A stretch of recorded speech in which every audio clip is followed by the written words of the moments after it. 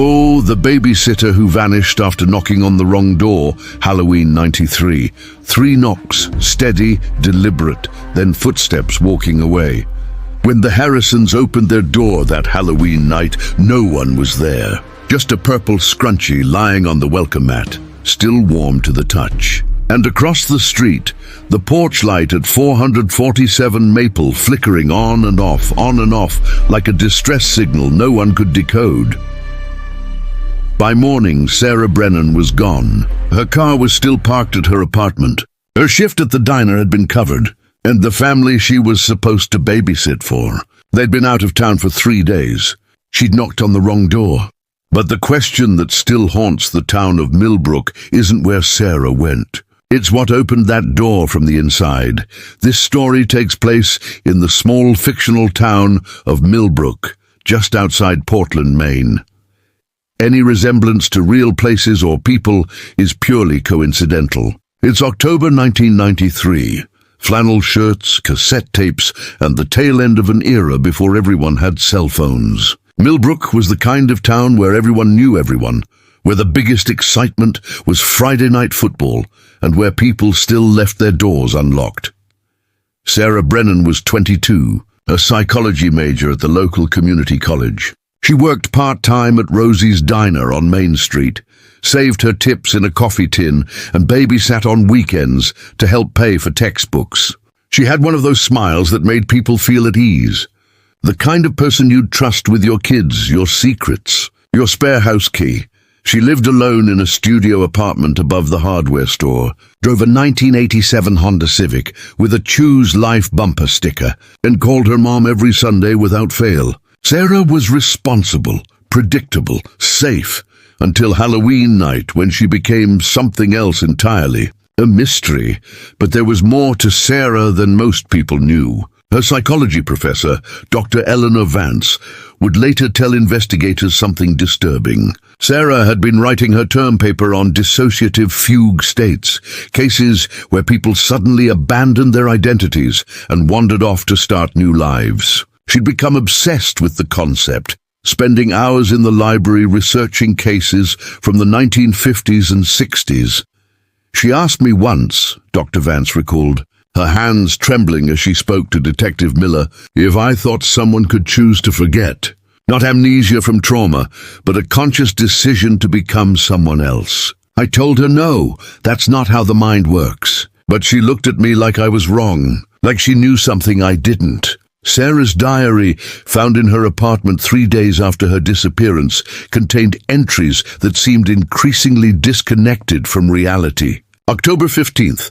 I keep having the same dream. I'm standing in front of a house. I know I'm not supposed to go in, but I knock anyway. And when the door opens, there's nobody there. Just a mirror.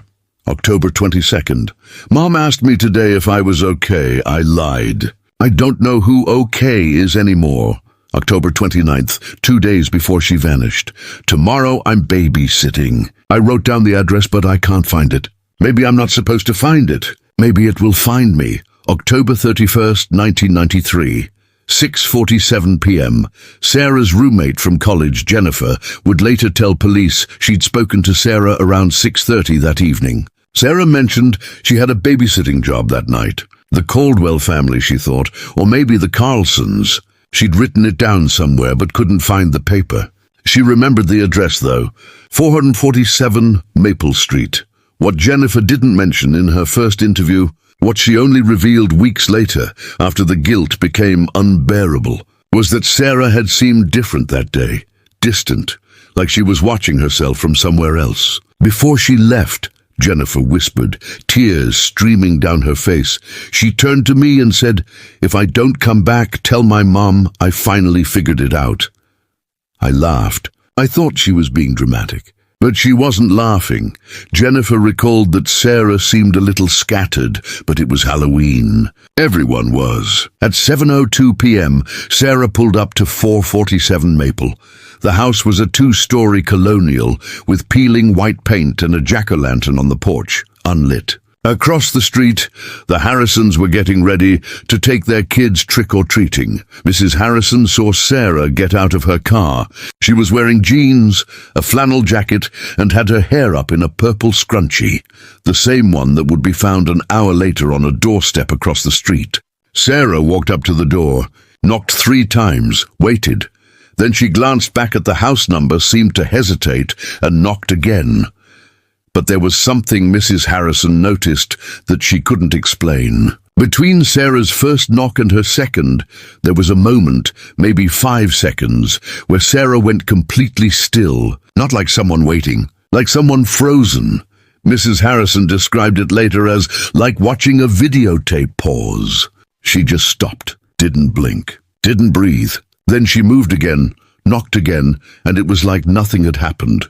Mrs. Harrison went inside to help her son with his Batman costume. When she came back to the window 2 minutes later, Sarah's car was still there. But Sarah was gone. At 7:58 p.m., the Harrisons heard 3 knocks at their own door. When Mr. Harrison opened it, no one was there. Just that purple scrunchie on the mat, and across the street, every light in 447 Maple was on, blazing against the darkening sky. By 9 p.m., Sarah's mother started calling. No answer. By midnight, she filed a missing persons report. By sunrise, Millbrook realized something was very, very wrong. The Millbrook Police Department wasn't equipped for this. Chief Tom Hendricks had handled break-ins, drunk and disorderlies, the occasional domestic dispute. But a college girl vanishing into thin air on Halloween night? That was something else. They started with the obvious. Sarah's apartment was untouched. Her school books were open on the kitchen table. Half a cup of coffee, still on the counter, gone cold. Her purse was there. Her ID, her keys to the apartment. But her car keys? Gone. Yet her car sat exactly where Mrs. Harrison had seen it parked, across from 447 Maple.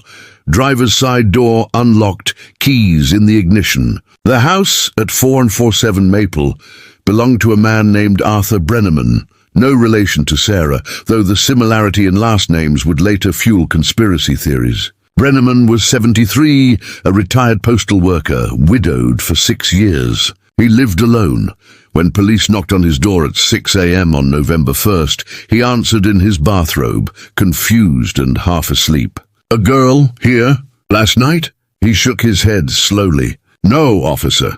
I was watching television. Fell asleep around 8. I didn't hear any knocks. Didn't see anyone. Police searched the house anyway. They found nothing. No signs of struggle. No hidden rooms. No freshly disturbed earth in the backyard. Just an old man's quiet, orderly home. TV guide on the coffee table. Dinner dishes in the sink. A half-finished crossword puzzle. But there was something. Small.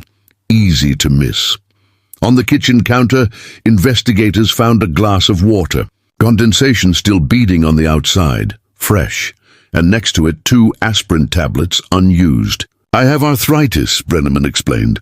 "I take them before bed, but it was only 6 in the morning." And when Detective Miller asked him why he'd poured the water if he hadn't taken the pills, Brenneman's face went blank. "I didn't pour that water," he said quietly. "I went to bed at 8. That glass wasn't there." The detective checked the sink. Every other dish was dry. The glass was the only thing in the house that seemed out of place. Out of time. Forensics tested it. The only fingerprints belonged to Arthur Brenneman. But the water, fresh, poured sometime between midnight and 5 a.m., based on the temperature and condensation patterns. While Brenneman insisted he'd been asleep, there was something else. Something that wouldn't make sense until much later. In Sarah's car, tucked behind the driver's seat visor, police found a Polaroid photograph. It showed the front of 447 Maple Street, taken in daylight. The porch was empty. No jack-o'-lantern. No decorations. Just the house. Written on the back, in Sarah's handwriting, "This is where it starts." The photograph was dated October 30th, 1993, the day before Halloween, the day before Sarah disappeared. Which meant she'd been to that house before. She'd known exactly where she was going. By November 3rd, flyers with Sarah's face were stapled to every telephone pole in Millbrook. Her story made the Portland news. Volunteers searched the woods behind Maple Street, the quarry on the edge of town, the abandoned mill by the river. They found nothing. Sarah Brennan had simply ceased to exist, but during the search, something strange happened. A volunteer named Marcus Webb was searching the woods near Maple Street when he found a cassette tape hanging from a tree branch by a thin piece of purple fabric, the same shade as Sarah's scrunchie. The tape was labeled in neat handwriting, "For whoever finds this." Marcus brought it to the police. They played it in Chief Hendrick's office, Detective Miller, Marcus, and 2 other officers crowding around a cheap cassette player.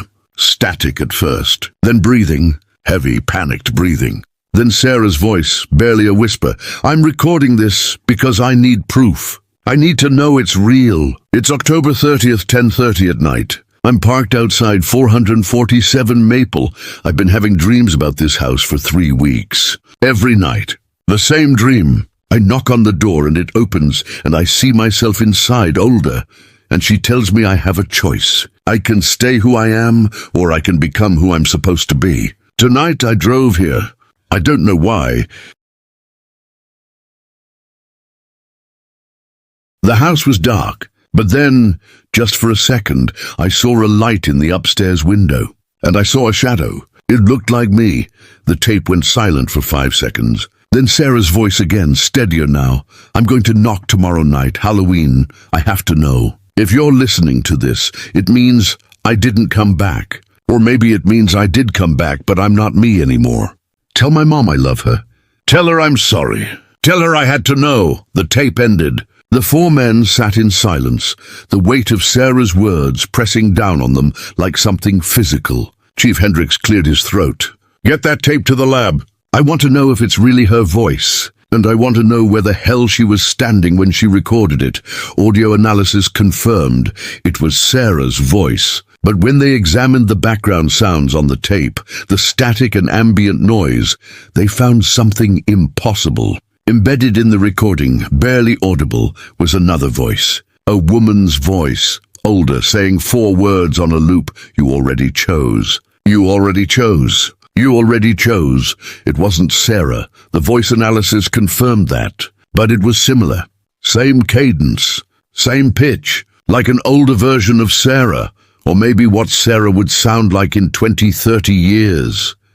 In the weeks that followed, Millbrook became a town of whispers. Some believed Sarah had staged her own disappearance. She'd been stressed about school, about money. Maybe she'd finally snapped, left her old life behind. The unlocked car, the keys in the ignition.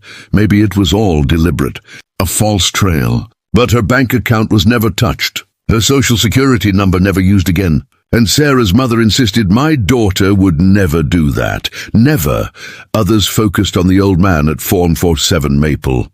Sure, the police had cleared him, but what if they'd missed something? What if Sarah had knocked, and he'd let her in, and something had happened? An accident, a confrontation, panic. Brenneman's phone records showed no calls that night. His television had been on. Neighbors confirmed the blue glow in his window until around 8. And a polygraph test, though not admissible in court, showed no deception. Still, some people in Millbrook never looked at him the same way again. Arthur Brenneman's life became a nightmare after Sarah's disappearance. People crossed the street to avoid him. Parents told their children to stay away from his house. Twice, his windows were broken by rocks thrown in the night. He stopped going to church, stopped going to the grocery store. He had everything delivered. And every Halloween after 1993, he would turn off all his lights and sit in the dark, waiting for morning. In a letter discovered after his death, he wrote, "I know what people think. I know what they whisper. But I swear on my dead wife's grave, I never saw that girl. I never hurt that girl. But I'll tell you what I did see, and I've never told another soul." On November 1st, the morning the police came to my door, I went upstairs to my bedroom. I hadn't been up there since I fell asleep the night before, and on my bed, neatly folded, was a flannel jacket, women's size. It wasn't there when I went to sleep. I swear it wasn't there, and it smelled like lavender.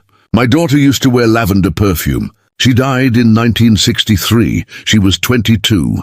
But there was a third theory, one that people only talked about late at night, after a few drinks, when logic started to feel less certain. Mrs. Harrison swore she'd seen Sarah knock on that door, swore she'd watched her wait. But she also admitted something else, something she'd left out of her initial statement. When Sarah knocked the second time, I thought I saw the door open, just a crack, like someone was looking out. But when police asked Brenneman, he insisted he'd never answered the door, never even heard a knock. And there was something else, something the police never released to the public. When they processed Sarah's car, they found something odd in the back seat. A child's drawing done in crayon on a piece of construction paper. It showed a house 2 stories white with a jack-o'-lantern on the porch. And in the window, a figure. Just a black outline, no face. The drawing wasn't Sarah's. It wasn't from any of the families she babysat for. And when they showed it to Arthur Brenneman, his face went pale. That's what my daughter used to draw. Before she died, 30 years ago, Brenneman's daughter Emma had died in 1963 at age 22, a car accident on a rainy October night. But before she died, she'd been a student at the same community college Sarah attended. She'd been studying psychology. She'd worked part-time at a diner on Main Street, different name back then, but same building. And she'd babysat on weekends. Detective Miller pulled Emma Brenneman's file from the town archives. There were photographs. When he saw them, his hands started to shake. Emma looked like Sarah, not identical but similar. Same smile, same eyes, same way of tilting her head in photos. And in one picture, taken in October 1963, Emma was wearing a purple scrunchie, but that was impossible. Scrunchies weren't invented until the late 1980s. The photograph had to be wrong, or maybe it wasn't a scrunchie. Maybe it was just a hair tie that looked similar. But when Miller showed the photo to Mrs. Harrison, she went pale. That's the same one. I swear to God, that's the same one I found on my doorstep. Let's go back to that moment. 7:02 p.m., October 31st, 1993. Sarah stands on the porch of 447 Maple. She's confused. She's sure this is the right address, but something feels wrong. The house is too quiet. The porch light is off. She can hear her own heartbeat. She knocks 3 times. Inside, Arthur Brenneman is watching television. The volume is too loud. His hearing isn't what it used to be. He doesn't hear the knocks. Doesn't know anyone is there. Sarah waits. She's about to leave. But then she hears something. From inside the house, footsteps coming toward the door. She steps back. The door opens. Just a crack. Just enough. And she sees. What did Sarah see? According to a statement that surfaced years later from a teenager who'd been cutting through backyards that night, he'd seen Sarah on that porch. She was looking at the door like she'd seen a ghost, he told a podcast interviewer in 2015. Then she reached out like she was going to push it open, but she stopped. Her whole body went rigid, and she whispered something. I was too far away to hear it, but I could read her lips. She said, "It's me, we don't know," because Sarah never told anyone. But here's what we do know. In 2019, a woman named Sarah Brennan was found living in a small town in New Mexico. Different last name, different life. No memory of Portland, Maine. No memory of Halloween 1993. When investigators showed her a photo of herself at 22, she stared at it for a long time and said, "That's not me. That girl looks scared." "I'm not scared," DNA confirmed it was her. But when they asked her what happened that night, she said something that still gives investigators chills. "I knocked on a door, and I shouldn't have. And when it opened, I saw myself on the other side. The me that stayed, and I knew I had to choose." She never elaborated, but she did say one more thing before her lawyer advised her to stop talking. "The woman I saw through that door, the older me, she told me that every version of us exists somewhere. Every choice we didn't make, every life we didn't live. And sometimes, on certain nights in certain places, the walls between those lives get thin. Thin enough to walk through." She asked me if I wanted to stay in my life or step into hers. I stepped through, and when I did, I heard a door close behind me. And I knew I could never go back. Arthur Brenneman died in 1998, natural causes. In his will, he left a single envelope addressed to the girl who knocked. Inside was a handwritten note. "I'm sorry I couldn't answer. I heard you. But by the time I got to the door, there was no one there. Just a feeling, like something had been taken. I don't know if it was you or if it was me, but there was more to the note." A second page, written in different handwriting, younger, shakier, it read, "Dad, if you're reading this, I'm already gone. This is Emma. I'm writing this in 1963. I know you won't find it until much later. I need you to know that I didn't die in that car accident. At least not all of me. Some part of me is still at that house, waiting. And one day, someone else is going to knock. Someone like me. And they're going to have to choose. I'm sorry. I'm so sorry. The handwriting was verified. It was Emma Brenneman's, but the note had been sealed in an envelope that showed no signs of aging. The paper was crisp. The ink was fresh, like it had been written yesterday. Today, 447 Maple Street sits empty. The current owners, a couple from Boston, bought it in 2015. They moved out 3 months later. They won't say why, but neighbors report seeing lights turning on and off, always on Halloween night. And every year, without fail, someone leaves a purple scrunchie on the doorstep. In 2022, a paranormal investigation team received permission to spend Halloween night inside 447 Maple. They set up cameras, microphones, EMF detectors. At exactly 7:02 p.m., every device shut off simultaneously. When they came back online 3 minutes later, the investigators found something on their audio recorders. 3 knocks, steady, deliberate, and a voice, female, young, saying, "Is anyone there? Please, I just need to know which door is real." The investigation team left and never returned. But one member, who chose to remain anonymous, later told a reporter, "We saw something on the cameras before they died. Just for a second, a woman standing in the living room, early 20s, flannel jacket, purple scrunchie."